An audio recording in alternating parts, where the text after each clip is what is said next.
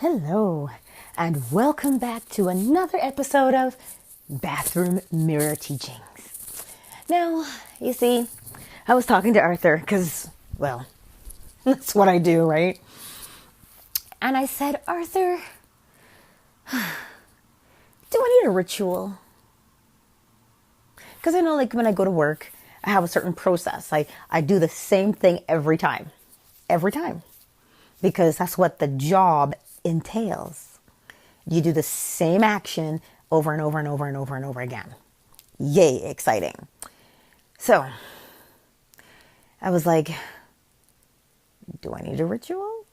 I'll give you an example. I came to work one morning and there was this black leather bag on my workstation. Now, as soon as I saw it, I knew who it belonged to, because I had seen this bag on occasion attached to this person. So I knew who it belonged to. But what I didn't know was why it was at my desk. Because it's not mine. Why is it at my desk? It could get lost in the fray, you know? And so I said to Arthur, because that's what I do, I said, Arthur, where does that bag belong? And Arthur confirmed what I had already known, because I had asked that question before I asked it verbally. Makes sense? So anyway, that brought me to, if it is so easy to get an answer, why then do I need to be in a trance? Why do I need to be hypnotized? Why do I need a ritual? Some people have a routine that they do every day, all day. Maybe that's you. Maybe you like routines. I don't know that I like routines. I feel very restrained with a routine, but what do I know? Everybody's different. You got to find what works for you. So, and I was like, I meditate, but like Osho says, how many times a day do you breathe? Twice? Half an hour in the morning and half an hour in the afternoon? You'd be dead. Meditation is not a thing to do. Meditation is a way of being. But what does that mean? It means you're constantly aware of the presence of your spirit, so that you can ask for guidance at any time. Think about this. My son is 9. When he's hungry, does he go perform a ritual for me to let me know he's hungry? No. He says, Mom, I'm hungry. I would like this, this, this, and this. And I'm like, all right. Because I know if he asks me for it, 9 times out of 10, he'll eat it. But if I make it without getting input, well, that never ends well. Somebody's going to be hollering. Somebody's going to get grounded. Ugh. You know how it is, right? So that's what I'm saying to you. If you need direction, what does direction look like? You need to know what to do. You need to know what to do. If you need to know what to do, you have to ask yourself, well, Angela, I didn't think you were crazy then, but I sure think you crazy now. Am I? What's that popular saying? Know thyself? How you get to know somebody? You spend time with them. Sometimes my son and I, we'll sit on the couch. He wants me to watch him play a game, or we play Beyblades together. Spend time with someone, you get to know them. So, know thyself. That means you have to spend time with you. Oh. Yeah, you got to spend time with you. You're that special? Damn straight. You are well worth spending time with. If you don't think so, nobody else is going to think so. Because it has to start from the inside out, right? Spend time with yourself. Spend time speaking with yourself. And sometimes it's not always like actual verbiage, you know. It's not always that. Sometimes it's silence. sometimes it's silence. So do you need a ritual? Do you have to get up and spend a half an hour in meditation every day? Do you have to do a guided meditation? Do you have to do a hypnosis? OMG, like why? Simply ask the question. And you know how you know what you need to ask? Then you encounter it. Like I said, I walked into work and I looked at my workstation and there was something not right. You know, Sesame Street, one of these things just doesn't belong. Then that's when you ask the question. Then you're faced with the situation. That's how you know what to ask. You can't just ask a random question because it doesn't mean anything to you. So you ask the question, then it arises. And when you ask it, it is answered right there and then. Are you listening? I know that in the medical profession, I'm in that field too. So I know we say, oh, when you hear voices, they think, oh my God, you're schizophrenic. Listen, I have a theory about that. Now, I practice traditional Chinese medicine, so I use a lot of herbs. And in Chinese medicine, when you look into someone's eyes, if they're steady and clear and bright, you say the Shen. You know, the Shen is anchored, the spirit is anchored. But if you're looking at the person and the eyes are just this way, that way, your eyes like butterflies, they're flitting all over the place. Shen's not anchored. But what anchors Shen? Blood anchors Shen. You see, the physical body is required by the spirit because we are in the third dimension. You need a physical mode of transport, which is your body. So in order for the spirit to efficiently and effectively express itself, the body has to be in tip-top working condition. So if, for instance, you do a lot of worrying, or you're a student, or you fret, you ruminate, you start depleting the heart of its blood, and you get things like palpitations, when you can feel your heart beating. And when you start getting those things, the mind, when you try to go to sleep, your mind is like, I got to do this, I got to do that, blah, blah, blah, blah, blah. Your mind doesn't stop. Because why? In Chinese medicine, the heart houses the mind. We're not talking mind as in brain. We're talking mind as in Shen, or spirit. So you've got to fortify or strengthen that physical body by helping it to create a better blood supply so that the heart can pull the spirit right back into itself. Thereby, you can stop things, like schizophrenia. I know, like I say, Western medicine will argue with that, and that's all right. It's A-okay. Like I say, sometimes, we hear voices all the time. We do. But like I tell my son, the way to know what that voice is telling you is to listen to it. Just listen. Don't do what it says right away. Just listen to it. If the voice is telling you to hurt yourself or to hurt someone else, that's not love. That's not unconditional love. Unconditional love uplifts all those it comes into contact with, including the person who's thinking it. So if you're hearing things like that are negative, go hurt this person, go do that, blah, blah, blah, then find a TCM practitioner and get a good blood tonic. Okay, that focuses on the heart. And those messages will go away. The messages won't stop, but the type of message will go away, because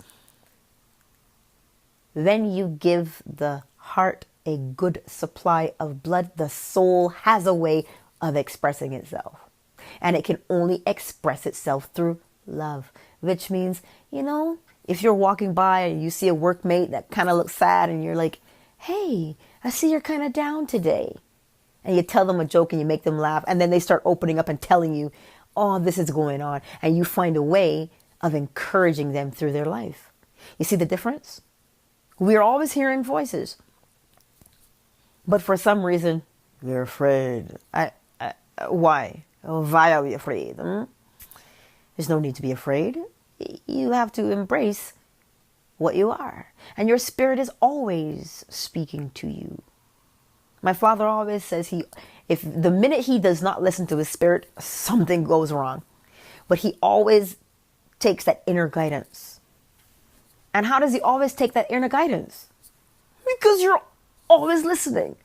If you're tuned into hearing the slightest fluctuation of your spirit, you can't miss anything. You know how you do that? By observing. By observing yourself. Yes. If you are busy with, oh my God, she at work again today. I totally don't like her. Oh, he's such a loser. Like, I don't like this person. Oh, my thighs are too big. They rub together when I walk. I don't have enough money. Oh my God, you see all that brain chatter?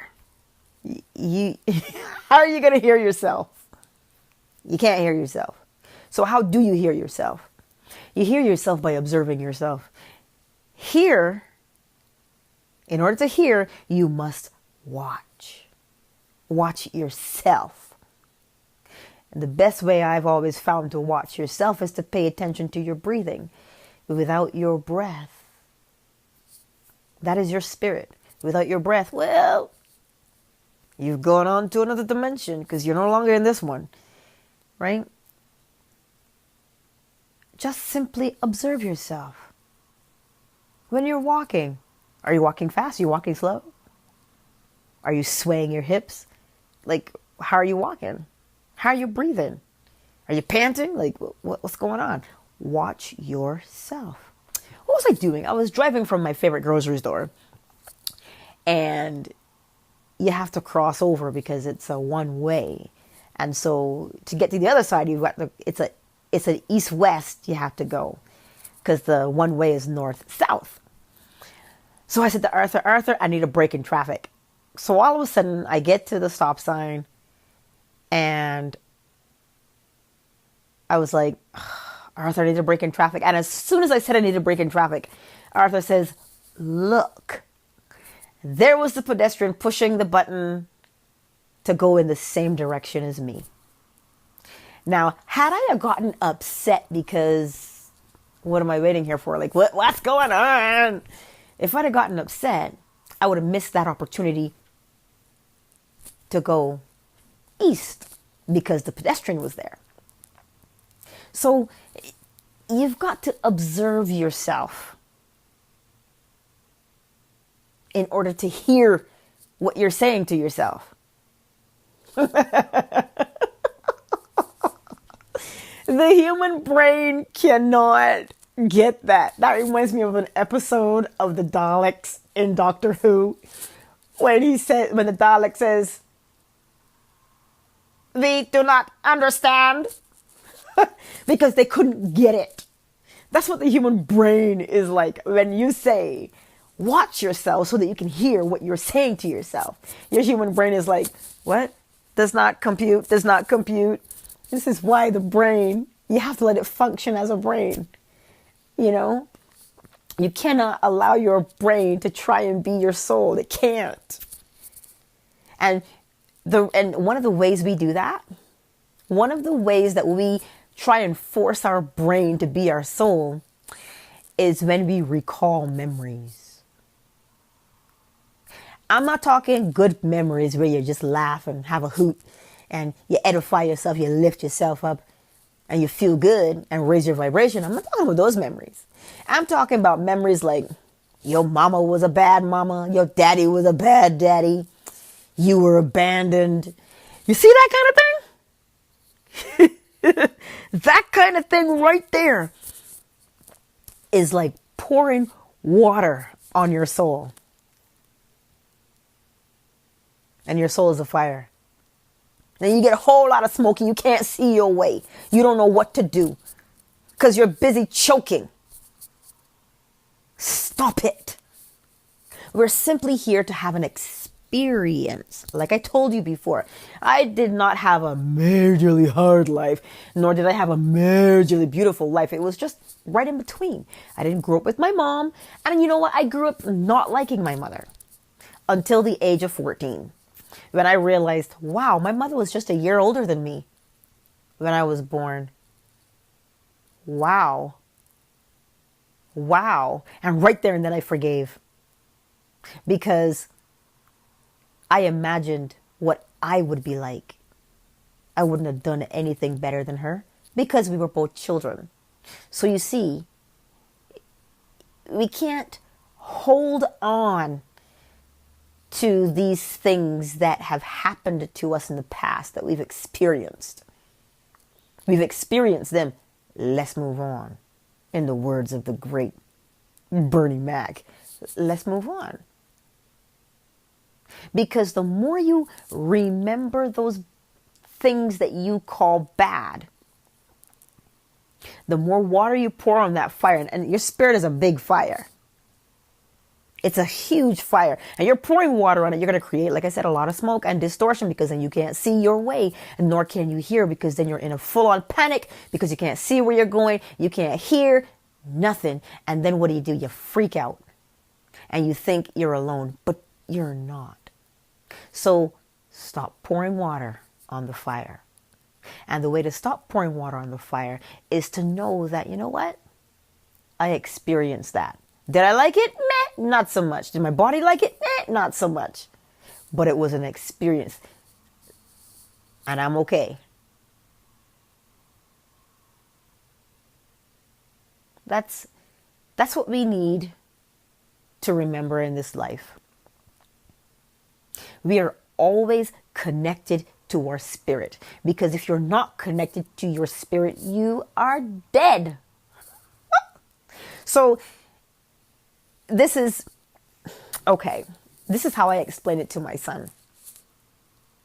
We can go 7 to 30 days without food. Because, you can fast for 30 days. We can go 3 to 5 days without water. You can go 30 seconds, unless, of course, you're those guys that, I forget, I saw it on National Geographic, but they can hold their breath for 2 to 3 minutes underwater while they go hunting for fish. Amazing? Yeah. Unless you're them, you need 30 seconds. And if you don't have 30 seconds, if you don't have oxygen in those 30 seconds, you're dead. So what does that tell you? It tells you that your breath is the most important thing to your survival. Your breath. Your breath. Why? Because the breath is the spirit that connects you physically. So if your breath connects you physically, then you are always in connection with your spirit. You simply just need to listen. So make sure that you're not busy throwing water on your fire and creating smoke, thereby blinding and creating panic in yourself. Don't do that.